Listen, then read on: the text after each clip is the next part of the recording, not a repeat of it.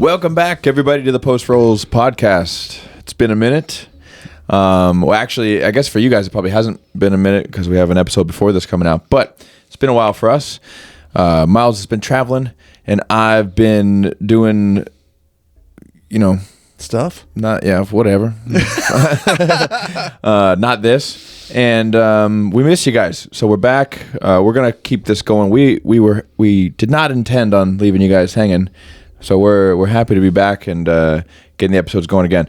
Today's just the two of us, and we're gonna just do some black belt reacts, maybe answer some questions, some Mat Daddies, but we're mostly just gonna catch up on all the cool Jiu Jitsu stuff that we've been doing. So guys, if that sounds like something that you might be interested in, make sure you hit that subscribe button, hit the like button, help us spread this podcast out to people similar to yourself, people that are into Jiu-Jitsu and talking about Jiu-Jitsu and just having a good time while we do it. So, with that being said, let's get into the show. Welcome to Post Rolls. You can't Niba? So you pretty much flow with the goal. I come to the right place now. Post Rolls Jiu Jitsu podcast. All right. Technical difficulties over. No, well, they won't know about those technical difficulties. Guys, we're professionals. We do this all the time.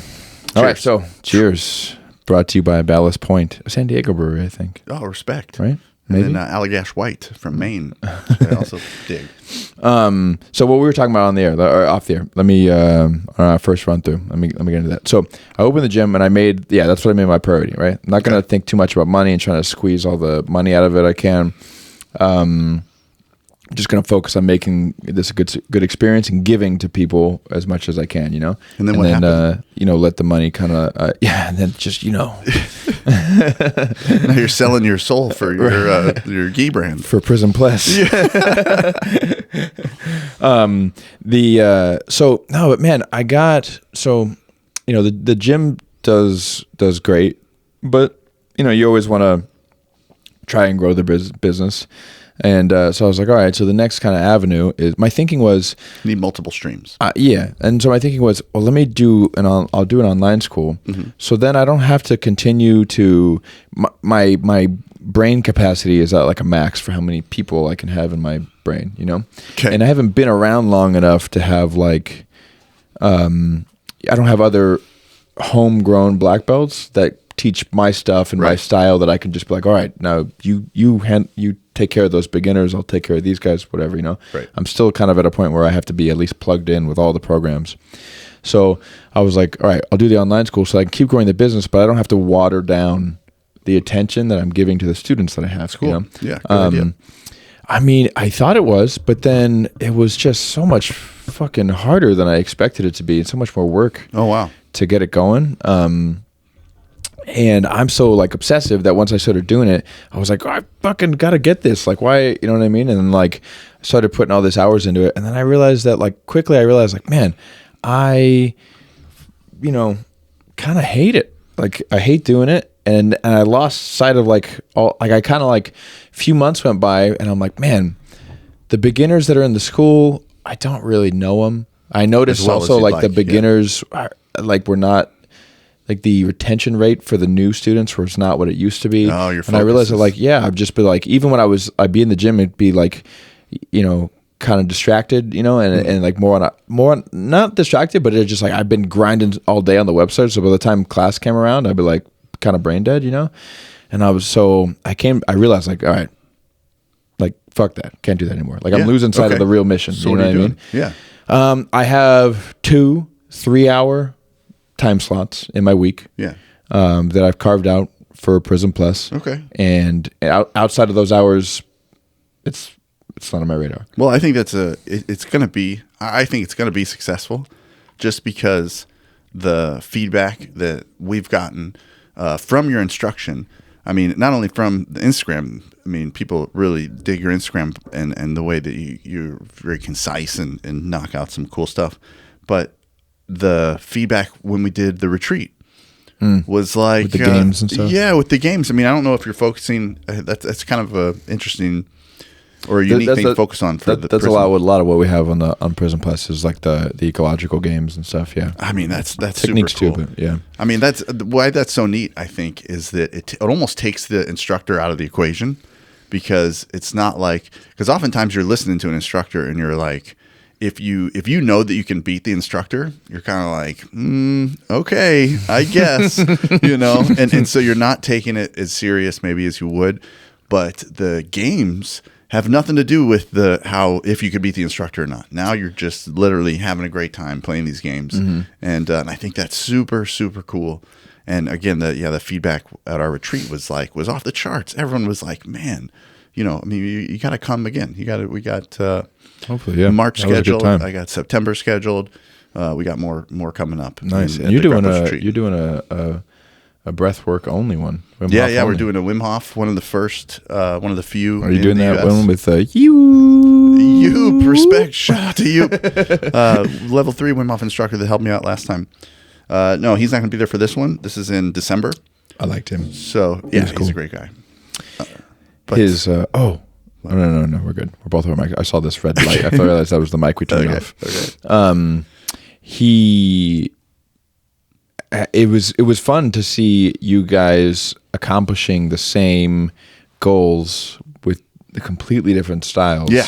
And he has a style that only a man with a European accent could ever do. I think I think it helps. I think it helps. It's a smooth.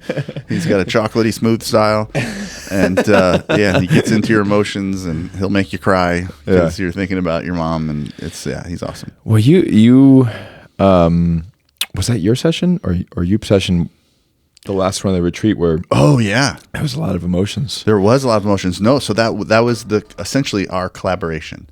So I said, hey, I would like to do it this way, and he had an opposite way, and then I'm like, let's put it together. Let's put it together for the final session, and I just participated in it. So he used some of my tips, and then used he has an incredible playlist that ends with music from Braveheart and Gladiator, right? Gladiator, yeah. Oh, dude, that would get that by itself. Yeah, that'd get me crying. So I'd picture the scene where he's like with his hand in the wheat field and this kid gets mowed down. Oh my god, man! How about this? We were at the Gracie Lifestyle Summit last month, and Pedro Valente was like, I don't know who that is. So he is he's like almost like an older brother to Huron Gracie. They like grew up together, and so he's a big Helio Gracie disciple essentially, and has a giant gym in Miami. And he goes at the end of that, he said, after we did the session, he is a big fan of the breathwork stuff, and has told me just multiple times. He was like, he's even said, it's interesting to have you here in person because I listen to you every day on the recorded ones from previous retreats. Yeah. And I mean, that's just, he's a hero of mine. And so that's cool. Oh, that's amazing. We should talk about that later. But he said that that song that played, that Gladiator song that played at the end was at Helio Gracie's funeral. That was the song that they played when they went through the slideshow of Helio Gracie. And so he said that rocked him. He said at the end of the breathing session. Dude, that's the only song I want played at my funeral. That's such a great idea. On loop. Just put you on level with Maximus Decimus Meridius. That's right. Maximus. That's pretty cool. Yeah, it's pretty cool. What is the Gracie lifestyle? Ooh, I mean, it's a very healthy. They promote, no alcohol that I don't subscribe to. So they kicked you out. Yeah, well, they'll allow it, but they wouldn't like it. I mean, and then the retreats are they're dry, right? They're dry. We were at a hotel, so you could you had free time and stuff like that. But okay.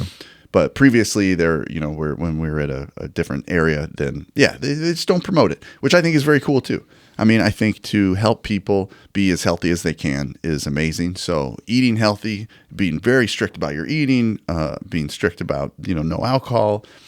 I'm having flashbacks to our first retreat. It was like after our first training session, we're all just like, all right, so shots, everybody shots. Kind of the opposite. But I mean, and then the very focused on self-defense. but they're not outside of it. They're not. That doesn't have to be all that it is, but they want people to know that. That's very important. So, I mean, we had all kinds of other instructors there as guest instructors, and it was incredible. We had Eric Paulson was there showing leg locks and crazy stuff, hobbling his way in there. I thought that was kind of interesting. Like, man. He was hobbling his way in there going like, no, leg locks are safe. Yeah. When anybody teaches me leg locks and they have a huge knee brace on or they're hobbling, I'm like, I don't know. Yeah, and then we had Javier Vasquez was in there, right? Oh, nice. Yeah, and teaching. And I pulled one of those moves off on somebody today. Just pinning both arms behind people's backs before you throw the choke in is just a glorious way to get a choke. It is a wonderful. Yeah, because he doesn't put the hooks in from turtle, right? No, his interest is getting people's arms behind their back. Right. And then that way you can do whatever you want to him, really. Mm-hmm. And so he has a very unique approach, and he's just an awesome. The more I interact with him, the cooler. I think that his mind is and his techniques are. I mean, he was on our podcast, and he's obviously a genius. I mean, he just has so many things in his head, and so it was like super thoughtful. Or not thoughtful is not the right word. Cerebral. Yeah. But it was really neat. But now I'm getting a better sense of the direction he's going, and the direction it's like he's simplifying the attacks, essentially just simplifying them so that you don't even have to counter defenses. He's making people defenseless, which is like, that's a really cool approach, dude. That's kind of like, I feel like that's the way I try to approach everything that I teach with jiu-jitsu too, because it's like, it's so much easier. I realize when people ask me like, okay, when I get to this position, what do I do? And I really just have like one move from each spot not like one move from side mount, but like, there's maybe 4 variations of side mount. And I kind of have just like one go-to from each of those. Yeah. And it's like, path that you take. Yeah. And it's like, what if they do this? And I'm like, I don't really go down like, all right, if they do this, I do this. If I do this, I do this. I just go, I'm going to do this. And I'm going to do it so well that they can't do anything about it. Right. You know what I mean? That's like a much more efficient. Well, and if you think that when you get into the weeds on those, like all the variations of the possible things that they can do, you can't know everything. Right. And for sure, you're not going to be able to execute those when it matters. Right. So to me, that's kind of like you have to develop a game for your body, for your injuries, for what you can do, for your, against the size of your opponent. Right. And I mean, trying to know everything is such a waste of time. That's my opinion. But yeah, I mean, so if some people are interested in it, and if you have fun collecting new moves and you like nerding out, that's what makes you happy. I know a ton of those people, and they suck. They suck on the mats because they got 10,000 things going on in their head, and they can never execute them because they can't choose one of them quick enough. And the best people I know have 10 moves. The very best people I know have 6 moves. Yeah. The greatest people I know have 4, and they can do that to everybody. Well, you rolled with Hodger, right? And he was telling you like there was one sweep that he was showing. And you roll with him, right? And he was just like, I'm just doing that sweep. And then he only passes to one side. Yeah. I'm like, what happens if... No, that doesn't. It doesn't like, happen. Oh, my God. What happens if they put you on the other side? Why would I let them do that? Yeah. No. I was really shocked, actually, because he didn't teach that way at all. He'll teach you in the Grapplers Retreat. He'll teach you his whole game, I think.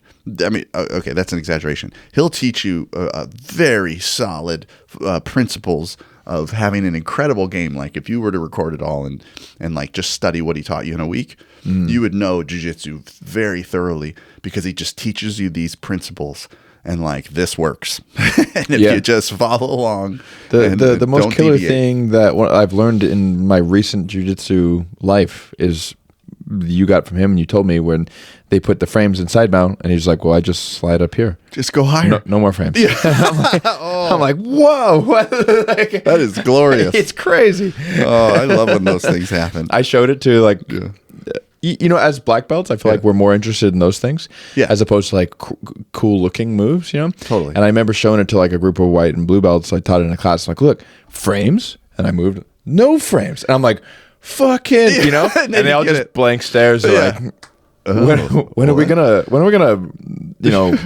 do a inverted rolling wedging back take? Yeah. Totally. That's exactly what happened. But back to the Gracie lifestyle. Actually, I don't have much else to say about it, other than you stay healthy. One thing, we did have a big group discussion. There was 70 people there, and we were having a group discussion about nutrition. And so many people were talking. I didn't want to throw my 2 cents in, but I have a theory, and the theory is just like stress on your body makes you stronger. It's called hormetic stress. It even has a name. Stress on your body makes you stronger. A dumbbell curl makes you stronger. If you did a dumbbell curl all day long, well, guess what? Your arm's going to be effed up. You can't do that all day long. But a few of them make you stronger. And so I'm like, what about a box of donuts in your health regimen? Why wouldn't that make somebody still needs to tell me why that won't make you stronger? Dude. If you're eating super healthy and you just smash a box of donuts, your body's going to be like, whoa, I got to step up my game here to handle this mess. Donuts are the ice bath of your digestive health. Respect. Just put some controlled stress for a few minutes. That's right. Makes your stomach stronger. Oh, get to Krispy Kreme. Get you the warm ones. Set it on top of your ice bath. And then just have an ice bath. I could eat 12 Krispy Kremes. Oh, yeah. I mean, if you can't eat 12, don't talk to me. 12 in a row? I want to know what that feels like. When I was much younger and fighting, so like training ridiculous amounts, I remember like my go-to like Friday night meal, because Fridays Alliance MMA was sparring day, and it was like MMA sparring, and then typically I would do some sort of like difficult strength and conditioning in the evening. Okay. So that was like my death day. So you did it all. So my go-to was an entire hot and ready. And not even a good pizza. No, just I was just very a poor. Little Caesars. I was very poor. $5, baby, and you are full. No, what? No, $9 because the hot and ready was $5. Yeah, but the pint of Ben and Jerry's at the time was $4 and change. And I would do that whole thing. Yeah, I think about that now, and I'm like, how the fuck? Like sounds awesome. Dude, I mean, it sounds awesome to start, but like. Even just the pizza now, I'd be like, ugh. But I was fine. I would put that down. You know, I'd need like an extra 10 minutes to poop in the morning, but I'd be fine after that. Dietary stress, I'm telling you guys. That's right. Somebody's going to, I mean, I don't know if I have to start this trend, I will. But, I mean, eat healthy and then, and get empty, for goodness sake. I found there's a new guy I like that I couldn't tell you his name right now. But he's like, get to the point where you can eat once a day. And if you can't do that, eat twice a day, but do it in a 6-hour window. Eat it, have lunch, and then have dinner by 6 o'clock. And I mean, I thought of you this morning because at 9 a.m. I hadn't eaten yet. And now my hands were shaking driving to the doctor's. And I thought of you. I mean, it's a different situation if you are working out multiple times a day. That's a different. You're working out more than most people, so. You need to be fueled more, and especially too after you work out. Protein right after you work out, I think is super important. Yeah, I agree. But the rest of us that are working out once a day, I mean, man, you just get empty. Just get empty. It's so easy, and then you really don't have to focus, I think, that hard on your nutrition if you just go for long periods of being empty. Yeah. Oh, can I go back? I didn't finish what I was saying about the Prison Plus. So I was grinding that out, and then realized quickly that I was like getting away from like my real mission, you know. And then it's funny because I was like more focused on money because, you know, just it's hard to, especially when you have a family, to not like worry about money. You don't have to justify it. Yeah, of course. You know, you're like, oh, fuck, man, like what if something comes up? I got to get money saved, put aside, you know what I mean? So it's hard to like not stress about it. So then, you know, you start thinking about it so much, and then you start doing this work that's for the money. And my experience has been like, you know, you end up not having as good of a business, which ultimately ends up leading to less money. I know there are people out there who are only thinking about money and they make tons of money, but that's just my experience with me was like, okay, like they're unhappy. Fuck all this. Yeah, I'm getting back to this. Yeah, I mean, probably but I was like, realized like, man, my fucking lifestyle was like miserable for like a month. I'm like, I fucking hate this. I was like, fuck this. I'm getting back to like, I'm like teaching jiu-jitsu as good as I can and helping beginners and making personal connections and spending the time to talk to people at the gym. And and That's the real reward. I mean, Yeah. doing stuff, recording stuff without anybody there. that's what I hate it. Like it's I'm hard. just staring at a camera, and it's if you're making a course on it, it's something that you've taught a bunch of times, so it's not fun to teach Right. in itself. Yeah. It would be fun to teach to a person who is like excited about learning it or grateful Totally. for it, or that that it's helping them. But when you're just like speaking into the void, Okay, well, hey, hold on. I have a suggestion. okay, Why don't? So that's how I felt when I was creating the Breath Mastery for Jiu Jitsu course. It was really frustrating me because it just didn't, my soul wasn't in it. Even though I loved this stuff and I wanted a course to give people, especially after I worked with them already and they're asking me questions and stuff and I'm answering the same questions. And so what I did is I made a class. And so I made a class at your place and we recorded the class. So why don't you start recording some of the classes and do it in class? That might be the move. that's a good idea. I probably should. Yeah, for sure, because you're doing it there already. And then you just have to be a little bit more concise and you got to arrange it in a way and tell everyone, hey, we're recording this one. Sit over there, look cute, But, then you get that. At least I got the feedback from people, their faces and their experience. And it really that was the only way I could complete the course.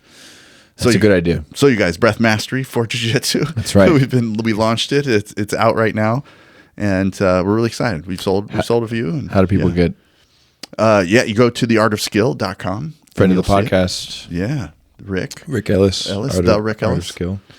Yeah, he's got a great YouTube channel, and he worked with me to create this course. He's a fantastic editor and sound designer, and the course is great. And then also, what's cool about it too, to me, is that it has you can add comments. You can add comments and stuff. And so nice. I can see them, and then and so if you have comments or questions on it, I'll hop in there and talk to people and answer questions.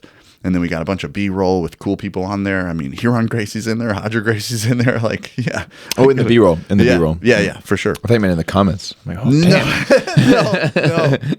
But they said wild stuff about working with me. I couldn't believe it. I mean, Hodger Gracie said that if he would have learned this stuff before he stopped competing, he would have been even better. Maybe 11-time world champion. Yeah, right? What? And then we got Huron Gracie saying he was in his second workshop with me. The first one, he sat in the back, and I could tell he wasn't super engaged. But then the second one we did, he's sitting right up front, asking questions and stuff. And he said, listen, guys. And he said this to he had everyone quiet down. He said this the whole time. He was like, this is so good. This is so special. This is so amazing stuff that he was like, I'm embarrassed that we aren't tapping into this all the time. And he talked to me about creating a daily routine for everybody and that sort of stuff. And the feedback has just been absolutely phenomenal for the course. I mean, I think once it catches on a little bit more, that people will understand. It's huge, man. I had somebody ask me today that is a student at my school, used to train a lot, and then moved to Carlsbad, and now which is, for those that don't know, is like 30 minutes from the school. Yeah. Didn't want to find another school. He's like, I want to keep training here, but I can probably only make it twice a week. So I was like, and so he was telling me today, like, man, my cardio doesn't get anywhere. Like it just sucks every time. Wow. Yeah. And so he's like, what? I know nothing gives jiu-jitsu cardio better than jiu-jitsu, but what else can I do? And I was like, honestly, probably the best thing that you could do is figure out how to breathe. Because a lot of what makes jiu-jitsu tiring is your inefficiency in doing it. It's not actually that you're out of shape. It's just that you're not like you're holding your breath so much without noticing, and like you're tense and your mind is so focused on what you're doing that it's not realizing that you're like just the more exactly, the more I teach this stuff, the more obvious it gets to me. Mm-hmm. And one of my favorite things that I realized recently was, when do you start breathing heavy? I mean, I don't. Most people start breathing heavy when they get tired. Right. You wait until you are not meeting your respiratory needs, until you start changing how you're breathing, which all you have to do, why don't you start breathing in a way to move more CO2, to get more oxygen moving? What if you did that before you get tired? Yeah, like put money in the bank before the emergency happens. But waiting to get tired to breathe heavy would be like doing a jiu-jitsu match and not doing anything until they have your back. You're just gonna wait till the very end. That's okay. Right? You're just okay. I'll be Now I'll fine. start. Yeah. No. Yeah. I'll just do it then. No, guys. Well, that worked for Jeff Clever. Yeah. He's a special case. That's true. He's a special snowflake. But yeah, no. I mean, it's so obvious to me now. And we had two guys, right? We got Mike, Vadim, guys that had a terrible first showing in competition, and then They had Vadim had a good. Vadim always did a good, Okay. but he had but cardio wise, not a good showing. Okay. Still won. Oh, did he? Oh, okay. I 'cause didn't he's know just that. I like thought he a didn't win. Russian savage. Yeah, fair enough. With like Shout a out to lifetime of working with his hands. You know? Yeah. Still won, but cardio wise had a bad experience. Oh, I Mike see. had like some decent results, but Okay. like decent. I'm thinking back at, like there was maybe like he'd go 2-2 or he'd get bronze. I could be wrong on that. He's been to a lot of tournaments now, but for sure, Yeah. he wasn't winning gold Yeah. and had real issues with nerves and just like wanting to puke after every single match. Yeah. And that went away from him. Yeah. Using breathwork. Yeah. Right. He A pretty much little bit did like one lesson with you, 2 lessons. He did one. He did one. You can do it in one, guys. It's a technique. Yeah. I don't have to help you master it. All I have to do is show it to you. Right. And then all of a sudden you know it, and then you can go off with it and then improve it and make it your own. Yeah. So All right. So I got a Matt Daddy's question. okay, hit me. I love Matt Daddies. All right. This begins the segment. Maybe not anyone's favorite. My favorite segment introduced just because I like it when you call me daddy.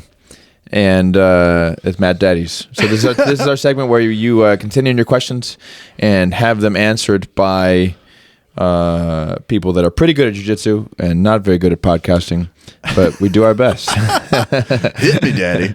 Okay, so we actually covered this question with Chris Burns, but unfortunately, I don't think that episode is going to be able to see the light of day. Okay. We had some technical We're not mad at difficulties. So the question is, can anyone or should anyone be able to be a black belt in jiu-jitsu? For example, is there a sliding scale? If someone has, we've all seen the people that they train and you're like, yo, you're not getting very far very fast. You know what I mean?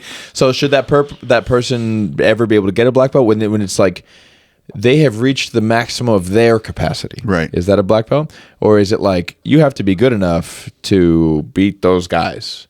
And if you're not a black belt, Oh my God, that's such a loaded question. Yeah. I have both. I feel both sides of it. Because what are you going to do? You're going to, do your best, go forever. I've watched people that just can't seem to perform the moves in the moment, and they just don't have there's a mentality to doing jiu-jitsu that's sort of it's kind of a savage mentality. The more savage you are, a little bit better that you are, and I've seen people that just don't have it. Mm-hmm.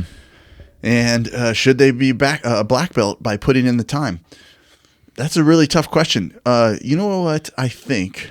Let me take it a step further, because it's not just time, right? We're not talking about GB signing off on your time card, on your punch card, but effort, time with effort. You know what I mean? Like they did their best. Because I feel like that's different than just showing up. I've seen it where these guys. I can think of two in particular. And I won't mention them, but do they have black belts now? Yeah, they sure do. They sure do. And should they have their black belts? It's not like they're going out there and telling the world that they're a black belt and using it as some sort of sounding board or something like that. Like they're on the soapbox saying how good they are, but they're not good. They're not faring well against other black belts. That's for sure. And so, are they older? a little bit, but not that much older. Not so old where they're Right. physically incapacitated or something. Right. You should be able to. A black belt for sure should be how you match up against your size and age. Right. Your size and age. Okay. If you're you should at least be proficient against your size and age. Yeah. Right. So that's why somebody in their 70s could have a black belt, because if they can whoop the other 70-year-old dudes, then yeah, for sure. Right. I watched the Master Worlds and Master, I don't know, 8.5, whatever it was. It's like watching the WNBA. the Yeah, last this one. is just missing something. Oh my God! I saw knee injuries. I saw it was wonderful, and also just like, oh my God, these guys. Did you see? Did you see Megaton Diaz compete against Cole Abate in like the San Jose Open or something? No, Like that? what happened? Megaton's a Coro belt. I don't know what he's Masters 4 at least. I don't know, but It's got to be more than that. I'm Master 4, I think. oh yeah, because IBJJF does every 5 years. Huh? So he's got to be like dare you. Master 6 or 7, maybe. It's got to be. Yes, but It's got to be 7. How dare maybe you? Master 7. I was thinking because for some reason I was thinking ignorant. that each Masters division is 10 years, because in no Okay. gi it's every 10 years, but Is in it? the gi it's every 5 years. Oh, okay. Fine. I But forgive you. yeah, either way, however old he is, Yeah. he's a legend, Yeah, and yeah. and awesome, and he crushes in Masters Worlds, Yeah. But then he competed against Cole, Yeah. and because I'm guessing there was probably nobody in Masters, and he just kept getting bumped one division lower. Yeah. He ended Oh, up no. in the adults What division. happened? I Oh, mean, did he? Cole hit him with like a gator roll, and like it was Oh, brutal. took his back, and Brutal. and Cole was very like It was cool about it. he's one of my favorites because he's so cool and like respectful, and That's cool. kind of keeps the martial arts Yeah. spirit, you know what I mean, alive. Yeah, for sure. But it was like nobody likes to see that. I know. Nobody else can see that. That's like if Tyson loses to Jake Paul, I'll be so upset. Fuck. And No. I hate to tell you, man, but What? he's probably gonna. I mean, I heard his brother talking to Tyson. I heard an interview, and he was like, he had a serious talk with him, like hand on, like, you need to be careful. Like, he is really, my brother is really good. He is on a tear right now. Yeah. And Tyson was just like, I don't know. It was funny. He wasn't trying to hear it, but one more thing about the black belt stuff. Oh, yeah, sliding So if you scales, can right? teach, Mm-hmm. that sets you up for there's a lot of things that are involved in being a black belt, and it's not just like everybody you can beat. Mm-hmm. So if you show up, if you can perform the moves, not necessarily like in practice against younger guys, stronger guys, but if you can, if you know the moves and you can teach them, then I would say that that's well deserved. Yeah. But I it agree. hurts? But it hurts my soul a little bit if like we're on the same flag, and like, man, and you're just getting your lunch money taken. It's kind of like that. That is kind of the half. It's for sure the way you have to go, right? Because then if you don't at least factor in age, you'd have to take black belts. You know what I mean? Like you give a black belt to a 28-year-old, and then when he's 50, you're like, okay, yeah, well, Sorry, buddy. give that on back. Yeah, sorry.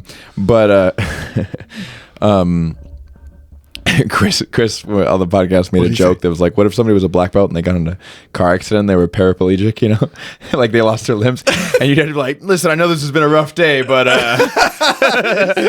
Slowly, I'm gonna need that black belt back. Yeah, and your sandals that look like they have a black belt thing on them. Just everything that's black belt related. Sorry, But that's really funny. But yeah, I mean, you kind of have to, but then it's a slippery slope because it's kind of like that is like going the way of some of the traditional martial arts where the black belt means nothing. Well, hey, listen, if your black belt can't show off their ability, like at least in demonstrations, then you don't have a well-defined curriculum, because if they can't like go through your different series of curriculum, then I mean, that's lacking in your curriculum. That's not really the black belt's issue. I mean, yeah, that's true, but that's still a little reminiscent of like, some of there are still some really legit karate schools out there, but most of them are not, and they're watered down. So like that, that kind of reminds me of that, because there's plenty of people who have black belts in some traditional martial arts. I was almost a black belt in karate. I was like four stripes on my brown, which they had this brown belt, and that system was right before black. And Dang, so I didn't have any real striking, but I could remember the katas. You know what I mean? And respect. And You I could didn't get a black belt in demonstrate. karate? I wish you would have. That would make me so much. Dude, more that's when I happy. started jiu-jitsu. Really? And I was like, and it was like $500 to get my black belt, and I was like 18 or something, and I was like, nah, man. fuck that. I wish I did. I'd have I two know. black. Are we? We're getting better at podcasting. I don't know if we're getting better at the technical side of things. Well, fuck that. It's all about our words. That's right. And our sentiments. What we're bringing to the people. All right. Respect. Thank you for being here. And I'm excited because we have starting next month. We have like a real editor. Oh man. We don't have to edit the things anymore. We got to get some good people on here. We got some. I got some ringers that are ready. Really? Yeah. Sure. Andres Brunanowski up at Legion. He's going to come through. We could probably get Mija. We got to get Barum. Alfredo Barum. Mija was on. He was on Jocko's podcast. I know. That's crazy. I love. It's so funny because Mija's default facial expression and his accent would lead you to believe that he's not a funny guy. Yes. He's really funny. He's super funny. And it makes it even more funny that that's what his accent sounds like. Because you don't believe, like, you're like, what are you talking about? Like, oh my God, are you kidding right now? I know. You are I sent kidding. you this meme 3 times, I think. And I still think of it and just laugh to myself. What is it? When he goes like, Is this Matt Daddy's? it's like a clip of his, it's like a clip of him teaching on, like, what do they call it? Jiu Jitsu X, or it's like their own version of BJJ Fanatics. Yeah. And he's like, okay, so now that we've looked at the straight footlocks, now let's look at the gay footlocks. And then the clip just ends. Oh, so good. So I don't know why I find that so funny. that's pretty funny. That's right on. Because there's nothing wrong with that. That was just a good one. Yeah. So anyway, so I'm with you. It's like it's weird. I see both sides because it's like you kind of have to make exceptions, some sessions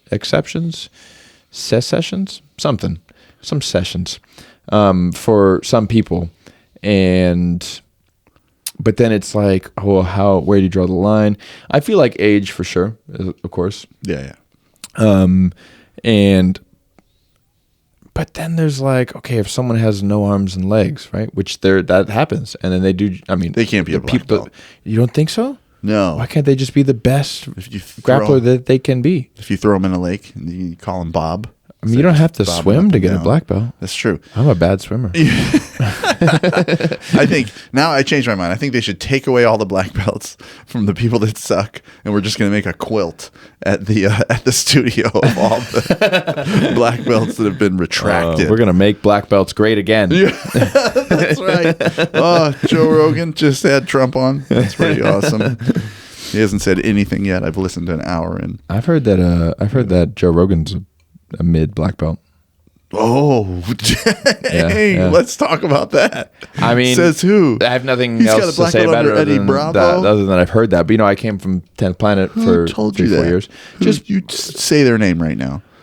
I'm not gonna say the name, but I know a good handful of people that have rolled with Joe just because I trained 10th Planet Riverside, and the guys would go to the 10th Planet headquarters all the time. Yeah, and Joe this was 10 years ago. Joe didn't. I don't think he trains at all anymore because of his back, like neck and back injuries and stuff. Does he? But at the time, he rarely trained, but he would train sometimes. Yeah, and because I was at 10th Planet, he's quite a meatball. I bet he's very aggressive. Yeah, I've heard that like he's like quite a top smasher. Yeah, yeah. Joe's a top for sure. He chose a top. But yeah, his bottom game sucks. But whatever. But also he's 50 something. Man, I had a couple of interactions with him online, and I invited him to before he was quite so famous. I invited him to San Jose I saw he was in town. And I was like, hey, come on through. We got it. We do a black belt get together. We did at the time. Yeah. He didn't get back to me, but I was super excited to roll with him. It was a super good environment. I mean, it was all black belts that would get together, and he would have been safe. He would have been safe. Yeah. But not, I guess, if he sucks. Yeah, if he sucks, he doesn't know. Green light, Joe Rogan. Well, yeah, he would not have been safe because it was savages in there. But I mean, they're going to be nice to you. Yeah. So I don't know. Maybe he's good. Maybe that was just some guy. You know what I mean? Okay. Like, there's not one guy. Not like a, You're going to spread rumors? I heard it twice. I heard it from two people. Oh, two guys. people, yeah. But not that he was bad, but it was just like, yeah, you know, meh. I heard Uncle Renach could take him pretty easy. I've rolled with Notch. Yeah, you have, right? Yeah. How'd you do? I mean, he's like a 21-time champion. Yeah, 10th degree, 11th degree black belt. At the time, so his real name is... I don't care. But don't ever tell me. I think his name is like Assange. I don't even want to see his... I don't want to hear his real voice either. He was a brown belt at the time, and I was a purple belt. Oh, did you catch him? Did you get him? I didn't tap him. Oh, but it was a good round. Like, it wasn't one way or the other. Okay. You know? Well, you didn't say anything just now then. Yeah, he was pretty good. Whatever. You tapped me today with that arm lock. That was annoying. Dude, isn't that a good one? Sideways triangle. I got that from a Gordon Ryan video. Oh man, yeah. No, I was trapped there. I was trapped. That's why I tap fast when I tap, especially in arm locks, because my arms don't bend straight. They never really did. They never really did. But dude, have you considered just getting smaller biceps? Yeah. Well, I don't know. How do I stretch these guys? They don't though. So I tap super Your arms fast. really don't go straight. Lock your elbows in. Watch. Look. It doesn't bend straight. It doesn't bend completely straight. But Have that's you how ever, they've always like, been. broken your elbows? Yeah. Well, I've dislocated both from Jiu Jitsu, but they've never been straight. None of my even joints before you are dislocated them, you couldn't lock it out. Yeah. And so that took a little bit away, but you ever see people that like in Jiu Jitsu, like their lockout is like can hyperextend? Yeah, both my kids. That's actually why I didn't encourage them to do Jiu Jitsu in the beginning. Because they were so they could hyperextend so much that, like, especially when they were so young, that they would stop stuff. They would stop arm bars and stuff like that. They would have no idea what's going on. It made zero sense to them. So I actually pulled them out for that reason, because they were so hyperextensive. Yeah, kids always get confused. Like in our gym, in the kids program, we have a rule that if your arm is straight, it's automatically a tap. Yeah. Because kids are like, I didn't tap, it didn't hurt. And I'm like, no, it doesn't hurt. Until it snaps. Right. Until the damage happens. It only hurts. Like, arm bars only hurt maybe when you get older. Yeah. But like when I was a teenager, arm bars, you don't feel them. Not really. It just breaks. And then Yeah. you just have like a sense of my arm no longer goes further than this. Like, you just know, like, that's the end of my range of motion. Yeah. When you tap to an arm bar, it's not like, it's just like, you know, in your head, that's as far as your arm goes. Right. You know what I mean? And then once it goes, then it hurts. Yeah, and I would say I have a little bit of that. Like, nope, that's I get a little pain, but shoulders don't at all, right? You've seen people pop shoulders way before they like want to tap. You got to be super careful with that. Well, I think it depends on how flexible your shoulders are. I guess so, but Kimura's hurt me. Do they? But people, like the adrenaline's just pumping. That hurts my shoulder. Oh, how dirty is your back? You can't wash your back at all. Not the middle, no. No. Do you use like a long loofah or something like that, or what do you do? I probably just have like one giant ringworm in the middle of my shoulder blades. I've just never seen it, never felt it. Yeah, no, it's there. You can't even itch it. You're like, oh. I don't know why, but Nick's just always rubbing his back on things, just scratching on the walls. No, fair enough. There's a place I can't reach in my back too. Yeah. If you guys can, how lucky are you guys? You can reach all of your back. What do you need? I need a sponge on a stick just to put on sunscreen if I don't have a friend. Sponge on a stick. I saw a guy that was he's a jiu-jitsu guy on Instagram, and he was saying like that's like the benchmark for flexible enough shoulders for jiu-jitsu. Is like, can you wash your whole back? I'm like, get fucked. Nobody can. Nobody that's been doing jiu-jitsu longer than like 5 years can do that. And my shoulders are not like hurt or injured. They're just I just can't wash my fucking back. Just too jacked. It's hard being this jacked. Yeah, God. Just so the audience knows. Jeez, it takes a So- lot of work. I wanted to find this guy. I've been trying to save him. Not him as a person. I've been trying to save his Instagram account. Yeah. And I keep seeing him at the wrong time, not being able to. Who is he? But he makes like these like basically anti Gracie University Instagram posts. Does he? Ooh, let's talk about him. Because I'm actually totally converted. I know you are. I know, And and I- I was not against it, but I mean, of course, I gave them their props for getting it done and kind of sharing this with the world, but I didn't understand the not being able to roll for 8 months. Yeah, dude, I like them a lot. Like I've said this before, that it's not my style, but for what what their mission is, no one does it better than them. For that particular They're some of the greatest mission. instructors in the world. Yeah. I mean, without question. and just getting people into jiu-jitsu and like getting people into a healthy lifestyle. Oh my God. Yeah, no one does it better than them. And Henner is like just the most charismatic person we have Promoting in jiu-jitsu in general. Yeah. Well, could I share my little 2 cents on that? Yeah. Do you mind that I'm listening, but I'm trying to find this guy Yeah, because no he's problem. really interesting. That's why I don't want to leave dead air. Okay, go ahead. Go. So I will, the way I started jiu-jitsu back in 98 was that you just taught, here's an arm bar. And then you're like, all right, now you guys try that on each other. And we're like, what? Like, he just learned it too. Yeah, no, that's all right. Just try it against him. And Don't worry about that. He's going to try it on you. Like, oh, okay. And it was hilarious and it was super fun. And I loved learning that way. And, I still to this day, I really just come to spar. I'm not really interested in learning any moves anymore. Mm-hmm. I mean, that's not entirely true. But, the sparring is what the fun part is. Right. And so to take that out of jiu-jitsu is like, I thought when I first heard that, I thought, man, that is not the way to do it. That's you're going to that. I would have felt isolated when I would have started. I probably wouldn't have done jiu-jitsu. I don't think. But what I understand now is that there is a community around jiu-jitsu, which I am 1,000% on board with. I mean, that's probably that's better than any other part of it. Honestly, you get to everybody needs men's groups and counseling and therapy. And man, if you just go to jiu-jitsu, that takes care of all that stuff, guys. You can knock it all out. You make some friends. Stick around long enough, you're going to make some friends. You're going to have people to talk to. You're going to have people to hang out with. Even when you travel, I mean, that's kind of one of the coolest things ever. There's jiu-jitsu is an amazing community. And so community is even better than the actual training, I would say. And so what that does, what the 8 months of having to go through the learning the basics does is creates an impenetrable community. Because if you didn't have that, where we didn't have a lot of, we would have accepted anyone, any hobo that would come over to the gym. We just wanted a warm body to try and manipulate.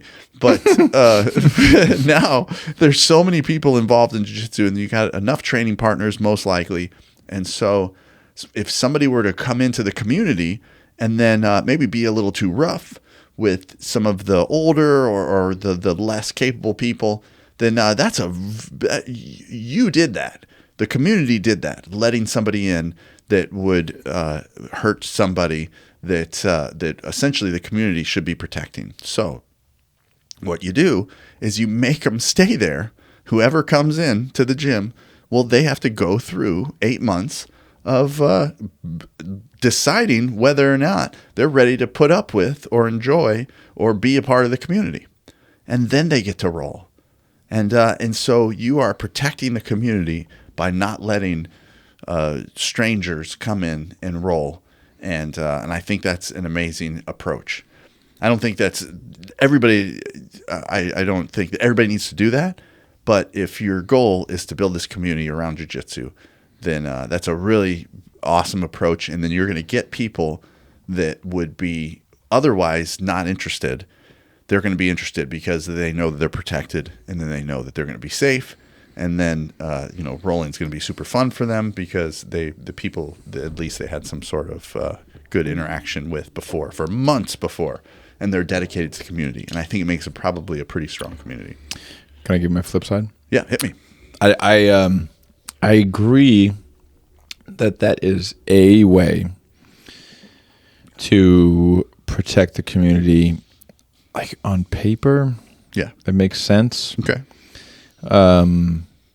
Here's the thing. No, I'm glad that we disagree because I don't necessarily disagree. I'm just having a thought, and it's not a fully formed thought. So I'm thinking through it out loud. you know? sure. My community doesn't need to be protected because they're all fucking tough. Yes, agreed. Yes, You know, Right. So like, it's like the flip side. It's like, hey, if you are gonna come into, nobody's coming into our community first time and fucking somebody up. You don't think it's ever happened? No, it's never happened. Never happened. You sure? I'm positive. Okay. All right. Like, well, I mean, Josh hurt your neck the other day, but That's true. And now it hurts again. No, I mean, there's new guys out there that are, they can hurt people. yeah, I mean, so if when the new 300, so that's what I'm saying is like when it comes to what they are trying to do, it's the best way to go. So if you have a class of 100 plus people, which they do, Right. because their classes are so great, Right. that 100 plus people want to take their classes. Right, sure. You can't pair everybody up. No. You can't be like, you go with you, you go with you. No, I When- actually when- really like that you do that because, I think that's, you have a personal relationship with these people. Well, the classes are small enough where it's an option. So like if the brand new 260-pound retired linebacker fucking comes in and like, I want to try jiu-jitsu, I'm not going Yeah. like, well, go grab old Joe over there. You know what I mean? You're going to be like, hey, go, there's Miles. Just go. I put him with Miles. Like he's our giant smasher or whatever. I've realized that's my role for not paying a membership fee. That's right. Just in the same way that like we don't have like mat enforcers. It's like, look, Yeah. Everyone there has a base level of skill because they all went through the difficult times, and nobody went through unsafe or like hazing levels of like getting your ass kicked, right? Because Yeah. like It's their choice. that's what I went through. Yeah, for sure. That was the way, 10 years ago, it was just like, well, you're going to have to prove to me you want to be here. You know what I'm saying? And, You'd be spitting out blood for the next couple of weeks. right. It's not like that, what it is like the way that we protect our community is like, look, if you can't come in here and be a beginner and accept that, and like be open-minded to, hey, you're not tough. That's right. You're going to have to learn just like all the rest of us did. And none of us here like think like, hey, it's not like we're all just like, well, we're super tough. We all had to come to the same realization. Like, I'm not as tough as I thought that I was. Yeah. And that's like why we have the community, because all of us had at least some level of at least enough humility to come in and be like, I'm not a tough guy. Yeah. And that's like what protects the community is the community itself, because the tough guys come in, Right. they get their ass kicked and they go like, well, this is dumb. Right. Right. You know what I mean? And then they don't see him again, Yeah. I haven't experienced that, but I understand that that's how people feel. Right. Yeah. I've been doing it a long time. It's easy to just feel like a tough guy. I have like these like half memories of starting jiu-jitsu. Yeah. And I was so young that like, your brain wasn't even turned on yet. You know what I'm saying? Yeah. Like I had these memories. Ooh, let's talk about some. I got a good one. Do you? Yeah. I have like memories of like flashes of sparring and thinking like, oh, I did this cool move. Like I have I have this one memory when I realized that like in my closed guard, I could overhook somebody and then hold their lapel, right? Like if you overhook them like through here and then Yeah. grab their lapel, Yeah. you can kind of indefinitely hold their posture down. Oh. And I was just like, I can hold this guy. I didn't even realize that wasn't the objective. I was supposed to try to get on top. You're like, well, you ain't doing shit, are you? But I have like all these flashes of memories, Yeah. and it's funny because my brain at the age was just so non-functioning that I can't even recall like why I kept training or like why it didn't occur to me that like, did I just come in here and get just demolished like every day? Why do I keep doing this? I don't Really? remember why. Oh wow. Because like I said, interestingly, my first instructor is still my instructor. I started there for like 6 months. And then stopped training because of a job situation. And when I came back to train, I didn't go back to my instructor school. I went to 10th Planet. And then like years later, I went full circle and I landed back there. And I went purple through black with him. And this is sequence jiu-jitsu in Norco. But back in the day, it was definitely an MMA gym. Sean Strickland trained there. Neil Cook, he's a King of the Cage Hall of Famer, and you don't have another one, different one? No, that's all I got. Okay, hold on. And so it was very much like that. Like, hey, if you're not down to fucking get down, this is not the gym for you. You know what I mean? It's awesome. Down to get down. Is that a shirt? Is that a Prism It is Jiu-Jitsu now, shirt? yeah. Prism Jiu-Jitsu, down to get down. Prism rules. Prism rules, that's right. But yeah, it's funny because I just don't remember why the fuck I liked it. But for some reason, I just kept going back. I have a funny early story. Yeah. So, I mean, I started, there was 6 of us essentially, or like 8 every once in a while if we were lucky, maybe 10. Yeah. But I did my first tournament 2 months in. Nice. I beat 4 guys. Did you really? Yeah, I sure did. I won the first thing, and it's been downhill ever since. But You peaked real early. That's right. But so my instructor, shout out to Jerry Brewer, still teaches in Charleston, South Carolina. Awesome guy. I mean, his mentality really is kind of like what opened my mind to how cool this could be, because he was just such a gentle dude, but an absolute savage on the mats. And so his buddy came into town. His buddy was a blue belt, and I don't think I had a blue belt yet.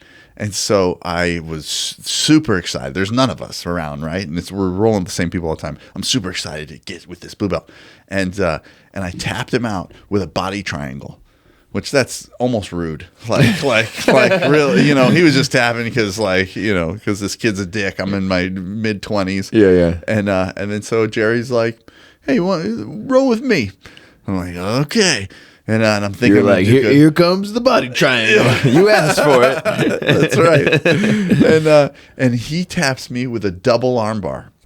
And nice. Yes. And I have never, I think up to that point, I'd never felt so helpless. Because you can't even tap. You have to yell. You have to yell out. And he literally had both knees up, taps him with a vicious double arm bar. I think because he was kind of pissed that I tapped out his buddy coming into town, Yeah. And you don't even yell tap. You yell help. You should just yell, why? And then, and I remember I got up. I was more scared than I was angry. I was scared because it was scary. I just never been in a position and been so helpless.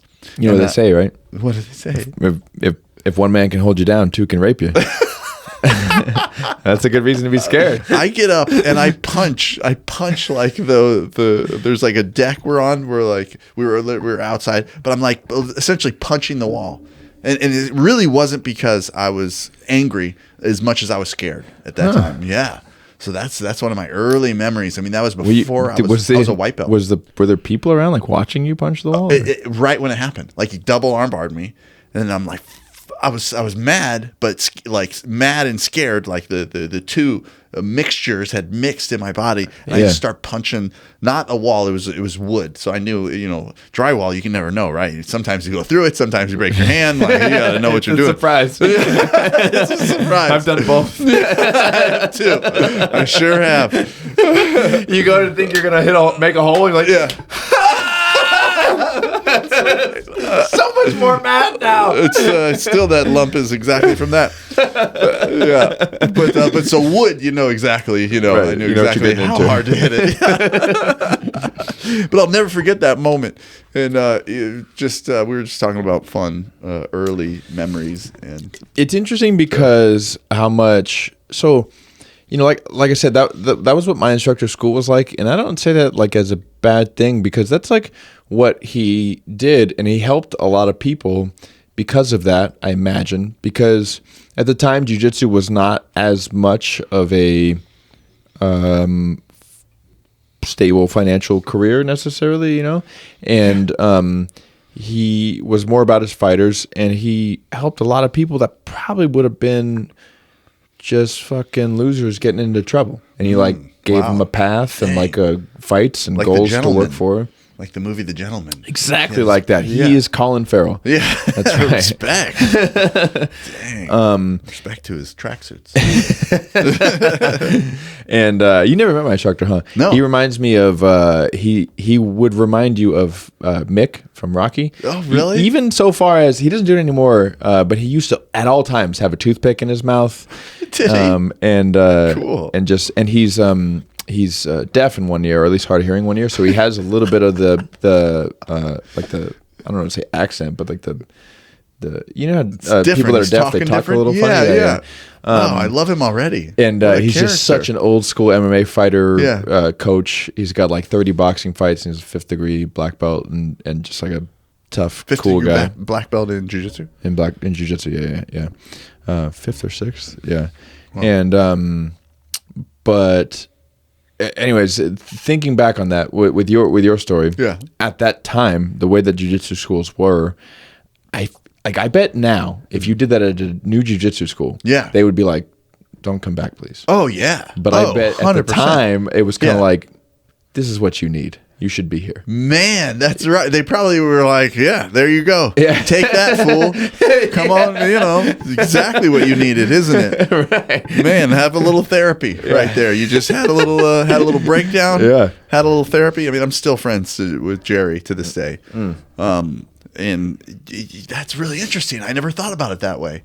How the changing and I was going to say changing of the guard, but I mean, I think that the Grace University style really works well for exactly what you said. If you can't interact with everybody. Mm-hmm. So if your classes are getting so big that somebody needs to protect people, and so whether it's the structure or the instructor, something needs to be there. There needs to be some line of protection. So, at that point, it's probably the only way to do it.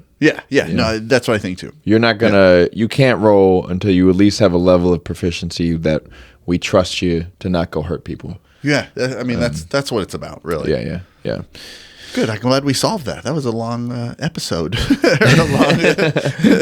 Are we? We're only an hour in. Are we? So, you trying to leave me already? No, I'm having a good time. We're doing 4 hours. We're beating Rogan today. Hopefully something. I listened to this awesome, the Sean Ryan show? No.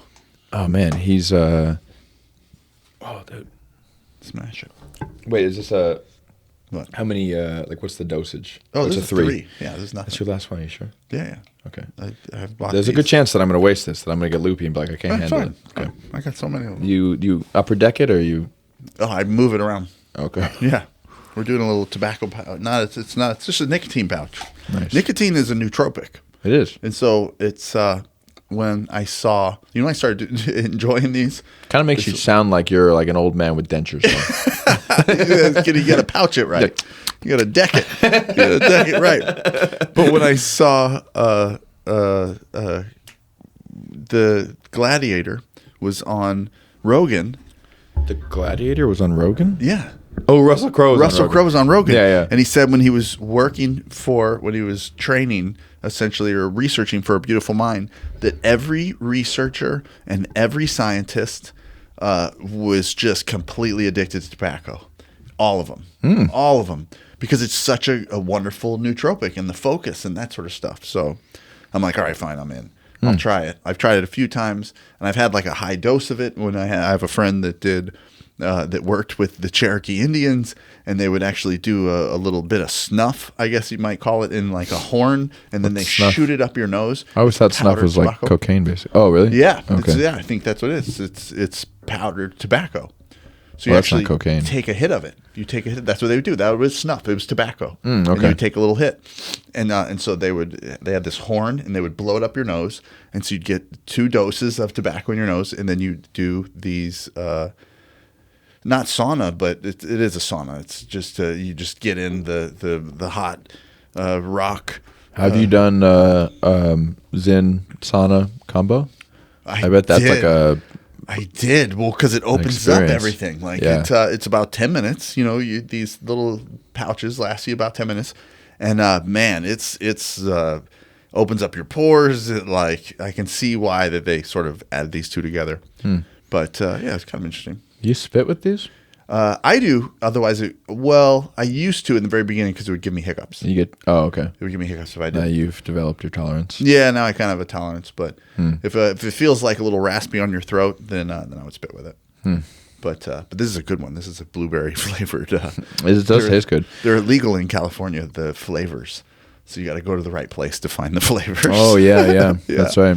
The guy at my that guy at the smoke shop next to my old gym. Yeah, He gets all the flavoured ones, the good ones. Yeah, Oh, you know. Did snap. you ever meet him? Yeah, yeah, Oh I yeah, met of him. course. He's the guy that always pop in with the same joke every day.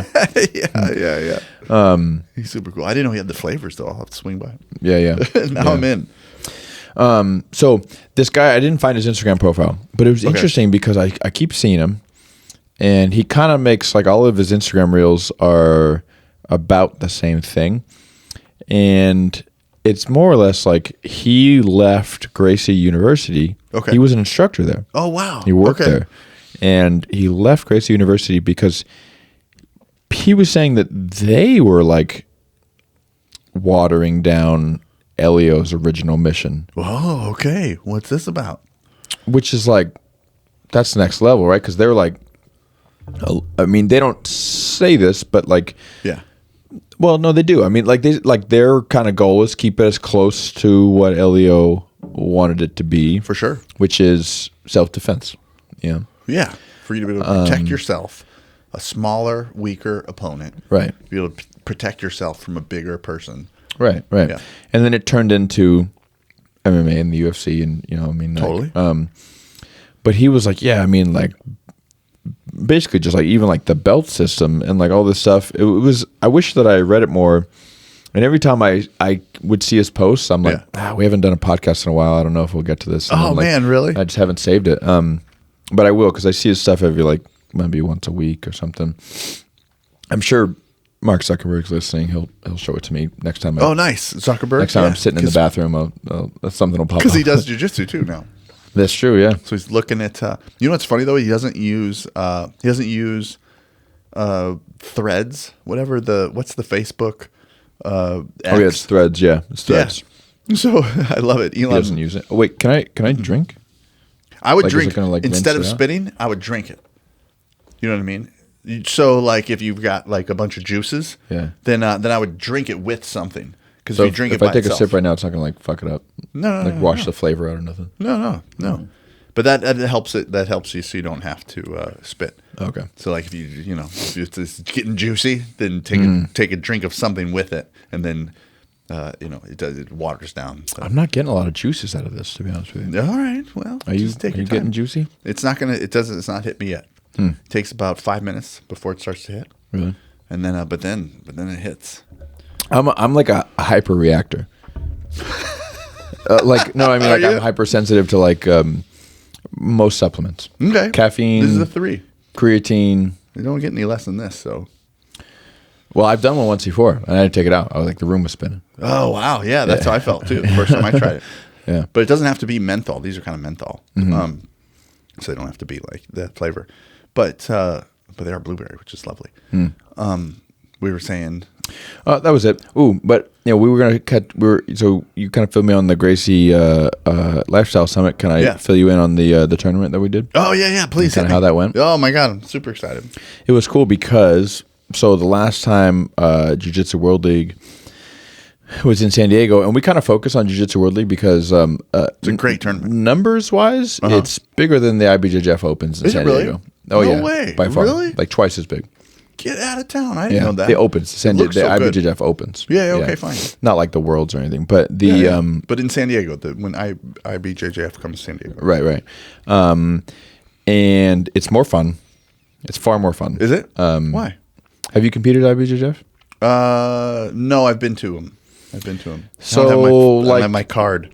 I foraged Dave Camarillo's signature because he was. You found it in the woods? You mean you forged it? He was working on John Wick, and he couldn't print anything out and sign it for me, so I forged his signature, and they said no twice. Oh, okay. I thought you were going to say they accepted it. No, you'd think they would.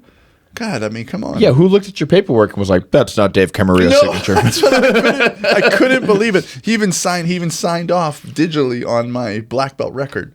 And that's why I didn't compete in Master Worlds, but whatever. That's fine. I'm still okay.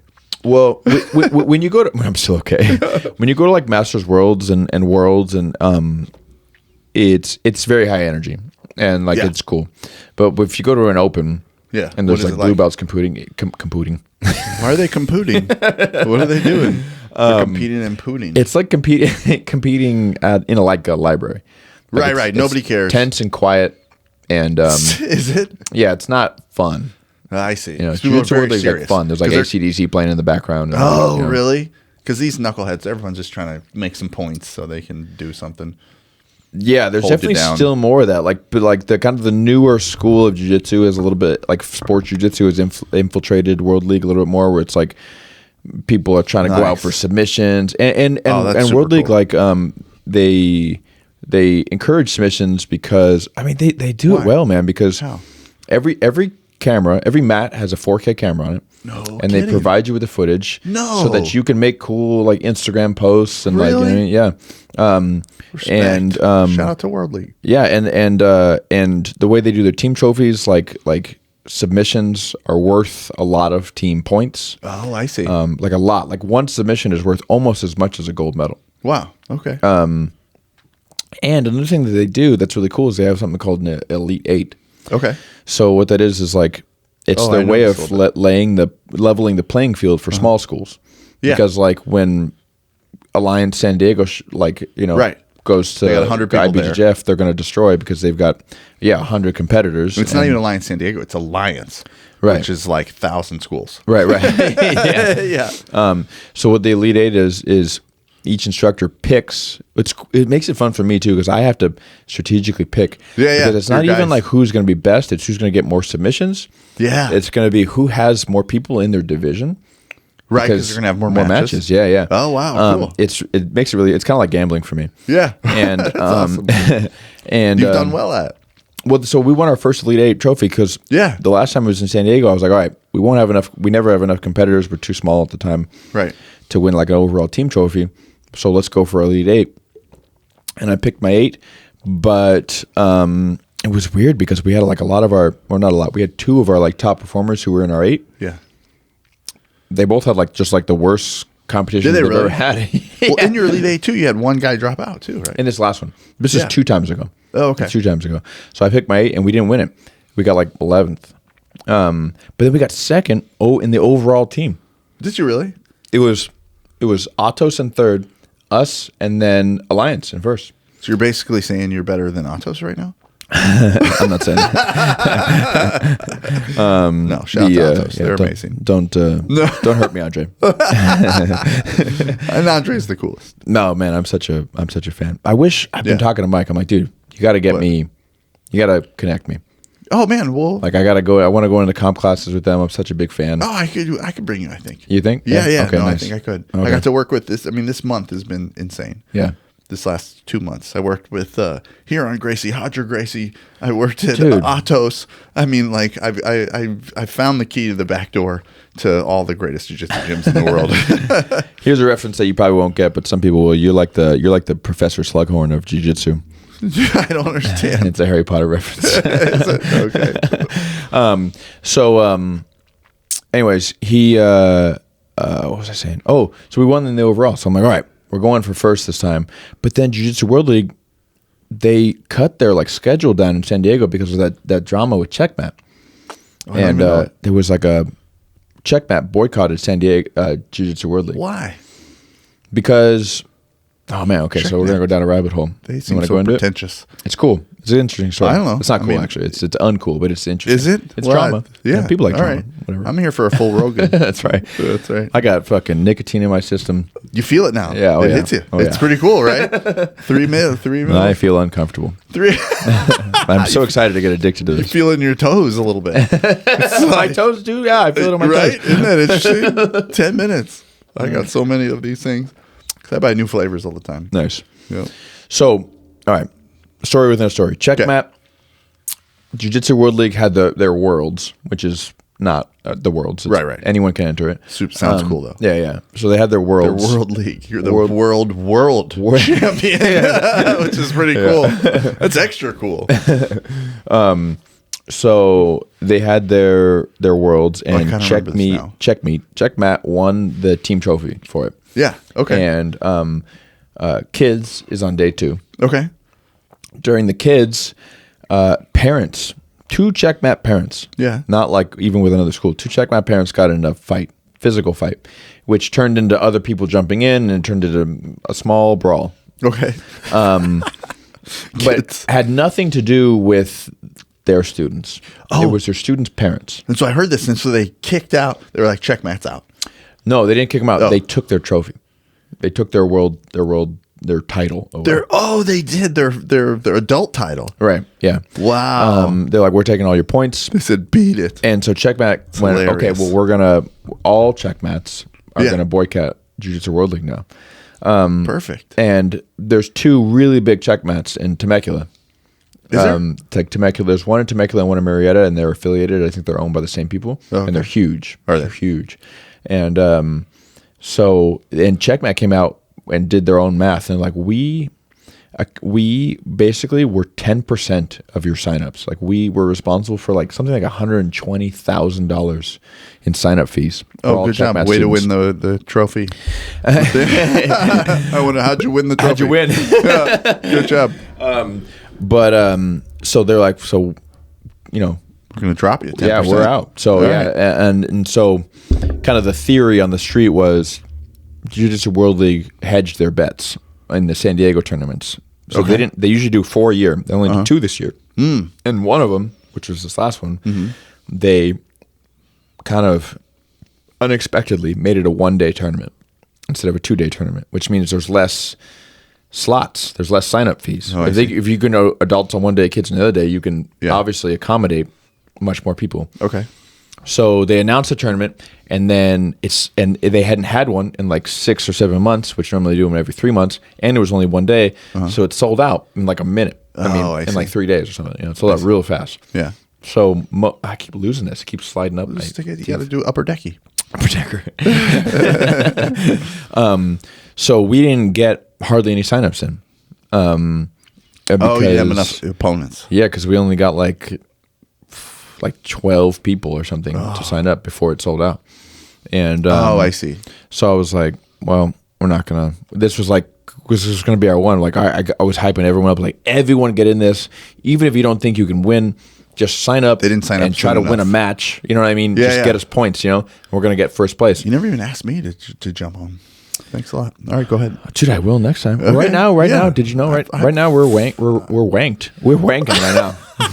We are wanked. I love what's happening to you on this podcast. This thing keeps sliding out. It's making me I talk know. funny. It's all your Wait, beautiful tuck it- teeth. Tuck it in I the mean, back. if you didn't have teeth, like equestrian teeth, then Equestrian teeth. it's gorgeous.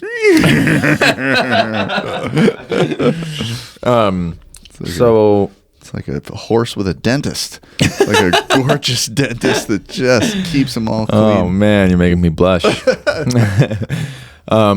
So anyways, we were like, okay, we're not gonna win. But then Yeah. I sent in my top 8. Yeah. And Nice. and we were in second. We were in second place Yeah. on the computers. Dang. And computers are good at math. Yeah, that's true. They can do addition well. That's real. And It's real talk. we were in second place. Yeah. And we're sitting there waiting for the trophy forever. And we're like, what's going on? Why haven't you announced adults have been done for hours? Okay.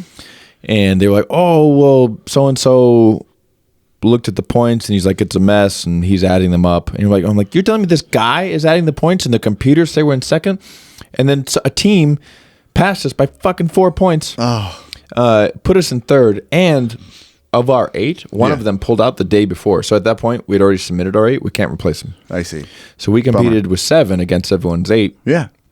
And we pulled up third. We were 8 Still points, awesome. 8 points short of first place. Yeah. Wow. So if No we way. had gotten one more submission, and that guy is one of my top competitors, Dang. it would have been first for us, and we fucking got dropped to third, dude. Dang. It's awesome. So- you still, but you mean you had a good showing. It's amazing. It was cool, but man, since we got second last, last time we're like, dude, we gotta get a fucking first place trophy. I know. But now we are second in the San Diego area of all the schools that have competed for the year. We're ranked That's second, awesome. and then we're third in the overall teams for the year. Heck yeah. And so we're hoping they do one more, because they usually do a December one. Do they? And we're hoping they do one more. And if they do, Yeah. you've got to sign up. Oh, of course. We got to get Of course. all the fucking points we Yeah. can. I'm gonna call my friends that train at other schools and be like, sign up under my name. Yeah. Adam's gym's not open yet. Adam, come on through. Yeah, fuck yeah. So, anyways, That's awesome. Yeah, I was You're showing up big. You're doing awesome stuff in North County, getting it done. dude, we just the guys. We just have such cool. Not the guys and girls. We had this girl that teaches our women's program that is just a fucking. She's just such she a killer. compete? Yeah. Did she Yeah. really? Not Sam, not the black Oh. belt, the purple belt. Oh, okay. Her name's Isis. Okay. Go ahead. She was named before the, you know what I mean? I hope so. We're like, we support this so much. Our daughter is coming through. ISIS. I imagined like, people make signs, I imagine people in the stands. Isis. They would get kicked out so fast. Oh, great. Prism supporting ISIS. That's what it says. Prism supports ISIS. It's funny now because I know her well enough that when I first met her name and learned her name, it's like, oh shit. Yeah. Okay. You want to put a Y But on now there? I or know nothing? she's been there so long that when I hear Isis, I It's okay. I think about her more than I think about the. Oh, good. Like she comes to Good. mind, That's not awesome. not the terrorist organization. Good. I don't think I've met her yet. But it's funny because she's such a savage, but she's so like Oh, those are the best. They're I don't like want to say soft shy, spoken. but like yeah, I guess you could say that. But she's like standing out there for a match, and she's just like this, like arms folded, like just not looking even- like yeah. and she's standing next to him. I was like, "Fucking uncross your arms," and she kind of goes like this, but she's like doing like the leaf, you? the fig leaf, like holding her hands like this. Okay. Like, put your fucking hands down. There's other girls out here like bouncing around, Right, looking right. like put your hands down on your sides, Looking so ready. fucking scared. But she crushed it. She tapped her in like 30 seconds or something like that. Wow, respect. Yeah, it was That's cool. awesome. Heck yeah. I mean, you've coached me in a few matches, so You know what? Great story that from when I coached you that I know you know. I'm telling everyone else. sure. So we did this. You did what was it? Tap Cancer Out, which is a fun Was tournament it? to do. Oh, Yeah, okay. Tap Yeah. Cancer Out. They do them in San Diego, right? Wasn't it Tap Cancer Out? I don't know. No, it was a smaller tournament. Maybe Grappling Industries. Yeah.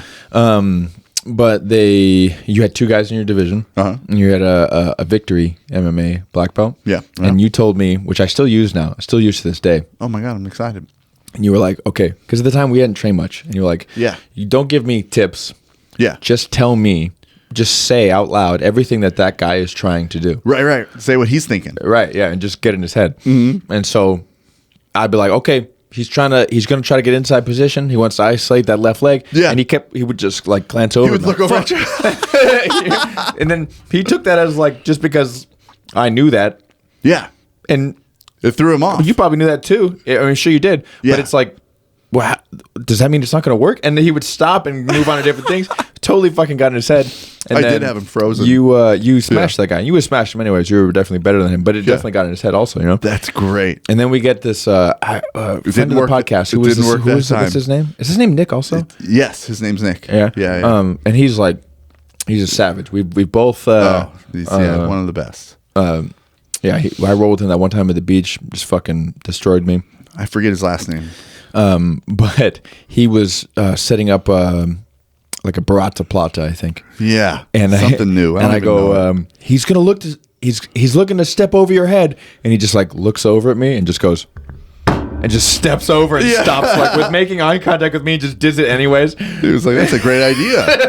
And it totally looked like I inspired him to do it. Like but he was just basically giving me a fuck you. He was. And I was like, well, that didn't fucking work. He got me. Nick, respect. He's super good. But dude, that's such a good coaching technique. I use it all the time. Do you really? There was this last tournament. This guy, same thing, Karate Mike. Yeah. Was competing, and I was doing that to the guy, because especially when they roll near me, when they're at my near my feet, and I'll just say, because I could say it quietly, I'm like, all right, he's looking to he's going to look to scissor sweep right. I could see by his grips, and that's what he was thinking. I was like, he's going to scissor sweep right, and he looked over at me, and he looked back at Mike, and he goes, well, fuck. Like he said it to me, he's like, well, fuck. Did he really? He said that in the middle of the match? Yeah. No, that's so good, because like if you know your guy knows his moves. So it's not like you need to like remind him. He's going to do his favorite moves. Right. So you don't have to remind him. Right. So it's a great coaching strategy, because I've had it done against me. Oh, really? Yeah, that's where I got it from. Oh, shit. I've had it done against me, and I'm like, oh, you son of a... I'm like they're calling out, because jiu-jitsu is a little bit about being subtle until you can, pull off your favorite move, essentially. And so when you're being I'm subtle, going over here. No, I'm not. Exactly. Yeah. So he was being, the guy I was being subtle. Did it work on you? Did it make you give up on things? It did. Yeah. It definitely like shut me down. It because my opponent was listening. Right. So he was like, "Oh, that's what you're doing?" I'm like, "Oh, yeah, I guess that was what I was doing." No. Jeez. Yeah. No, I got to come up with something else. Yeah, that's cool. That was a fun one. Wow, it's super fun. So you guys you got third in the tournament then, huh?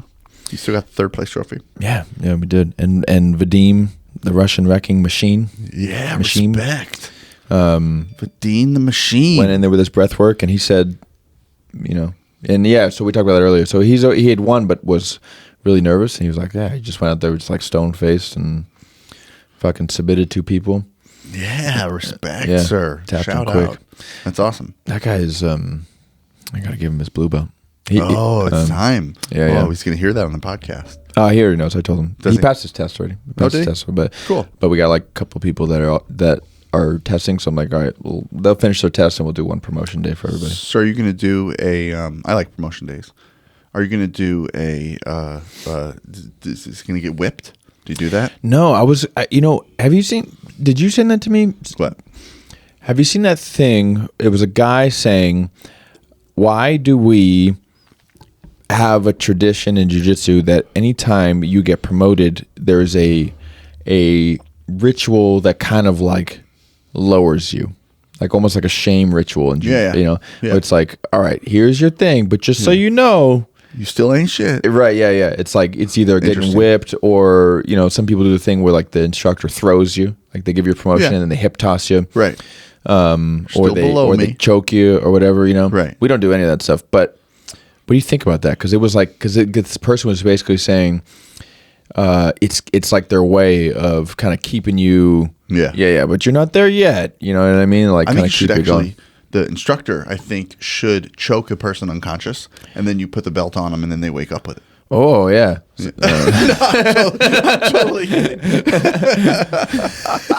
That would be a neat way to get it, though. You're like, oh, my God. Like, you don't even know if you're going to get it, and then all of a sudden you're like, you wake up so confused. It's on me. Wait, what? Was this the belt color before?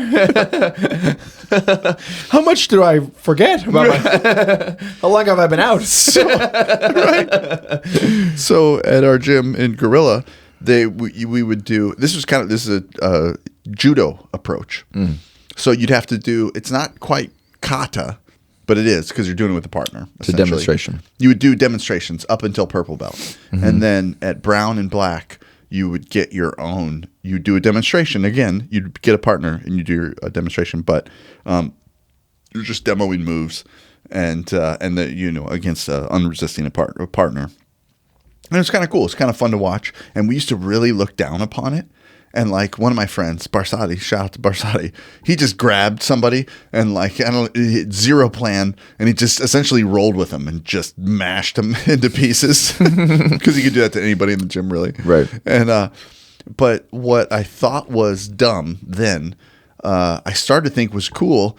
And I started to think it was cool because Dave Camarillo went on to, to be the stunt coordinator on John Wick 4 and 5 and kind of showed that those moves that we demo are like have some value and they're pretty cool and it's fun to watch. And so you do get a chance to show off some stuff that, maybe it's not that applicable, but it's entertaining too. Mm-hmm.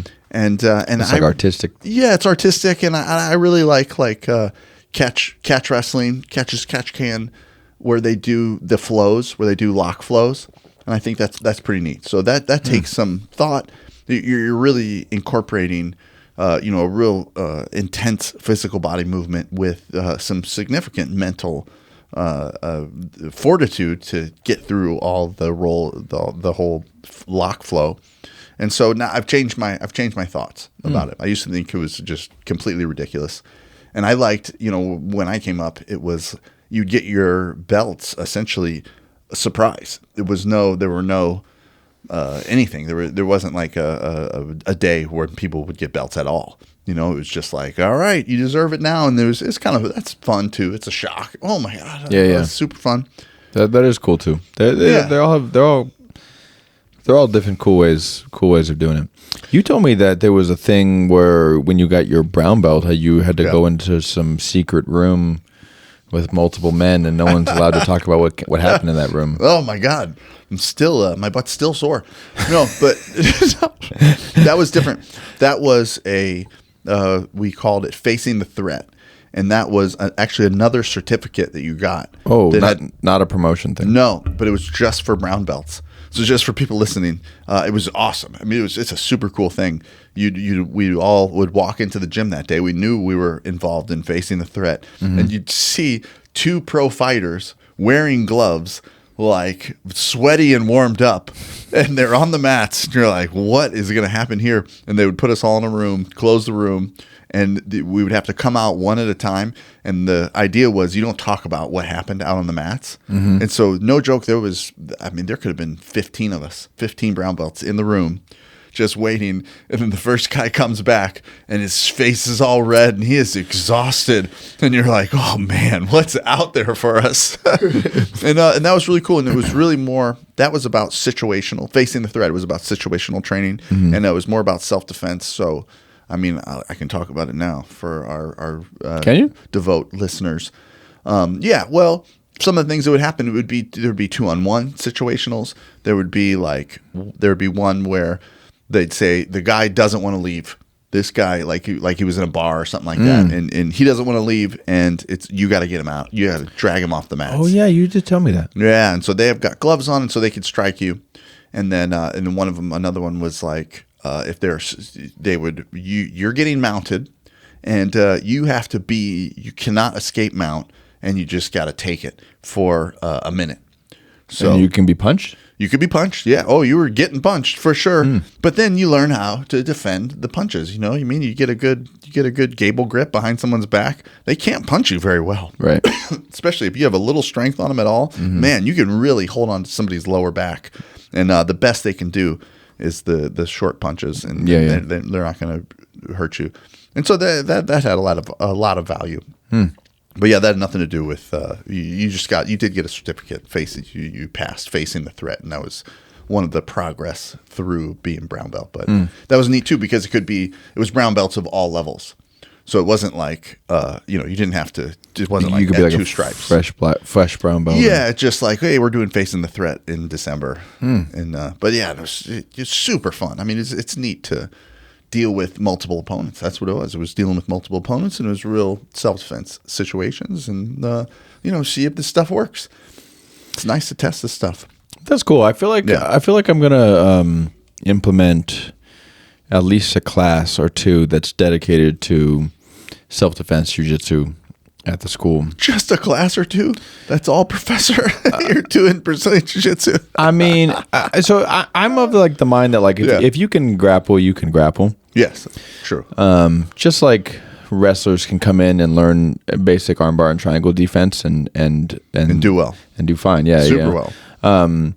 Like if you can grapple, you can grapple. So like if you people are like, well, the Meow Brothers wouldn't be able to berimbolo somebody in the street. I'm like, yeah, but listen, they'll still fuck you up. You know what I mean? Like they know how to do a double leg and go to the mount. I know when people say that, like that, there's, I don't know, we've heard very prominent jiu-jitsu instructors say like, well, there's black belts that wouldn't be able to defend themselves in a street fight. I'm like, I don't really think that's that true. Well, have I ever told you the story? No. The opposing story? What? No, hit me. I have I'd call him we were friends for a moment. I met him through my old business, and he was a client of mine, and he just happened to be a black belt, and got into a fight like in a park, and it didn't work out well. Got in this fight, like check out the video, show me this fight, and the guy like went off on him. Yeah. This my friend that was a black belt took like a couple of punches. Yeah. Like, took him, pop, pop, pop, and then like kind of like bent over halfway, leaning away, kind of semi double legged him. The guy just kind of pushed him over, and then he went for like try to kick him in the nuts, pretty much. Like he like that was his takedown didn't work, and so he like tried to kick him in the balls. Maybe did kick him in the balls. Yeah, and then the fight got broken up, and I was like, dude, don't show people that video. Whoa. Like I was like, bro, that was you lost. Wow. How was his jiu-jitsu though? I never rolled with him. I don't know, but he was a black belt. Wow. He was a Gracie Baja black belt. So. Oh dang. Well, that makes sense then. Oof. Just kidding, guys. I know there's a bunch of you guys out there super tough. But I'm sure that he had a decent, at least a pretty good ground game, but just apparently didn't know any takedowns. But wow. Well, you get hit in the face a few times. Yeah. So but there's when I say like I'm on the line of like if you can grapple, you can grapple. Yeah. What I mean is like if you have the general skill, all you have to do is just learn the handful of moves that apply to that situation, and you can master those moves really fast. You know what I mean? Like if I know you don't like to learn new moves, but if if you did a couple days of practice, you could pull the move off. Maybe not even that. Maybe a practice, you could probably pull the move off. I do like to. By the way, I do like to learn new moves, but I like to come up with them myself. So I like to improvise. Yeah. So there's that's my fun is like just for the situation discovery what we can what we can figure out. Mm-hmm. But because most of the moves that in classes and stuff like that, like I'm a majority familiar enough with them, right? And I can even tell, okay, this is going to work on guys my size below. Or in some cases, too much smaller than me, it's not going to work on them. And then I have about 20 pounds maybe that I can give somebody, and that's going to work on. And then once it gets over that, a scissor sweep is not going to work on anyone 30 pounds bigger than me. Yeah. But because you can grapple, if you decided to, you're like, all right, I'm gonna learn this move that is not my style. And I'm going to put a couple days into doing it. You could get it. You could get it. So like, I have a theory. Go ahead. Okay. Go ahead. Well, my theory is that what we're building in jiu-jitsu, the most important thing is that you need to build an autopilot. Mm-hmm. So the number one most important thing in jiu-jitsu across the board is you have to build what would happen when you got to go back and look at the tape. And you don't know what happened because it was a situation that it was so sporadic or just so wild. And so like your friends, that you have to build your autopilot should be a self-defense autopilot. Mm-hmm. So if your autopilot is deep half, that's can be a challenge in a real altercation, right? Because you're very exposed. But if your autopilot is to get the heck out of there, or your autopilot is to get your hands up, protect your head, and elbows up, and you can elbow someone in the chin and that sort of stuff, and then like I think the best takedown is just double underhooks, and you pull the lower back and fall on top of somebody. To me, that's number one, because you're never especially for self defense. Like you're not going to get punched. You're never giving up position. You don't risk like being smushed underneath the person, and that's the thing is you don't ever risk position. You don't ever risk yourself for whatever you're going for. So as long as you build that autopilot, then the sky's the limits. Do whatever you want. Go get crazy. Learn everything else. But if you get punched a bunch of times and whatever your autopilot was, hopefully it was good enough to at least defend yourself enough that you didn't get super hurt and you can get the heck out of there. Right. I think for your jiu-jitsu to be like applicable in self-defense, you really only need to get it to like a blue belt level of knowledge. No, and I would even say 6 months. Yeah. 6 months of jiu-jitsu would beat anybody that doesn't have jiu-jitsu. Yeah, within a close to your size and barring some. I don't know if I would say anybody, but for like most people, pretty close. Yeah, I would say you're getting up there in the 80-90%. Yeah. As long as the guy isn't like a Division I wrestler or something like that. And so after that, it's kind of like, okay, well, you have enough jiu-jitsu to defend yourself. Yeah. Why, like you want to keep learning, so like, hey, let's fuck around with some leg locks and shit because it's fun. Totally. You know what I mean? Even though you can get punched in the face brutally with basically every leg lock. Yeah. Come on. So I had to make that transition twice because I went sports jiu-jitsu to MMA, and then I was like, okay, I can grapple, but I just need to refocus my grappling ability. Like, I know how to grip fight and get underhooks and have good base and balance and things like that. I just have to apply that to certain moves that are safer for not getting punched. Right. And then when I came back to sports jiu-jitsu, I was like, okay, I'm really good at like taking people down off of the wall or like like holding people down, and then like, so I have like a general skill, but those techniques are not the techniques that I need when I'm trying to score points in a sports jiu-jitsu. So I'm like, sure. But all I had to do was just like, okay, well, let me just learn what the current meta is of the techniques. And then I'm like, all right, now I know the techniques. I can just apply my pre-existing skills to those techniques, So do you think your autopilot is good enough? I mean, I've sparred 2 or 3 times since I retired from fighting, twice. And it was fine. It doesn't. I mean, it was my whole life. It doesn't go away. Yeah. Okay, good. Good. And me and Lupe, Lupe. He's a blue belt at my school with the braces. Okay. He's a blue belt, but he's one of those MMA fighter blue belts. He's like been training for like a decade, but just never got promoted because he's doing MMA. We did like a ground and pound day for fun. Like I was just like looking around the room who was here, and I was like, these guys would like this, and so we just did ground and pound. Did you? And then we did open slap. No, fun, like combat jiu-jitsu. Totally. And it comes right back to you. Yeah. It's yeah. Get on top. Yeah. Stay on top. Slappity slap. Right. Yeah. It's so much simpler. Way less moves. Self-defense. Yeah. Far less moves. Yeah. And protect your face. Protect your chin. Techniques. Protect the back of your head. Yeah. Right. Yeah. It's a much simpler game. Still difficult, but like it's totally. Way simpler. Do you want to do an intermission by any chance? Dude, I'm getting pretty tired. Are you? We can call it. Okay. I think we did almost 2 hours. Okay. Yeah. That's cool. My zin's wearing down. Yeah. I got loopy there for a second. More. I probably rambled a little bit. Sorry, guys and Miles. No, you actually you got sharp. Yeah. Nice. Yeah. I'm nice. telling you. Okay. All right. Cool. Well, guys, thank you for listening. We love you all. We missed you all.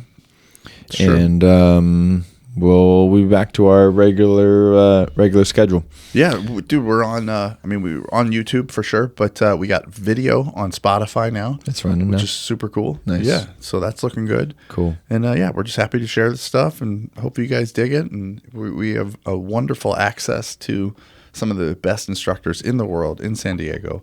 So even if I don't know if you guys have some suggestions, if you want if you want some people to come on. We can probably get them. I mean, we're here, and it's a short drive to all these guys. So yeah.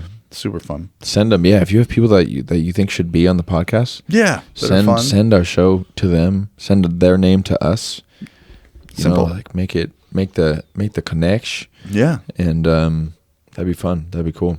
I'm excited to talk to some people. You didn't get to meet him today. He had to cancel, but I got this really awesome black belt that just moved from Brazil, landed in my school. Awesome. And he's got a crazy story. Yeah. Does he? Yeah, he's like was like recently, like just a couple of years ago, discovered that his father is like a really famous Brazilian movie star. Oh my God. Yeah, like a couple of years ago, it was like that's my dad, and the guy I guess was dead already, and just found that out, and he lives here now. Wow. He's cool, and he's just like super fun and funny, and we'll have him on. Fun. Yeah. All His right, name's cool. Igor, which is hilarious. It's not a Brazilian name. He's not Russian. All right. Respect, Yeah. Igor. Can't wait to connect. All right, everybody. That's it for now. Yeah. Cheers. We're back. We're gonna be doing more. Yep. Thanks for listening. Appreciate you guys. Bye-bye.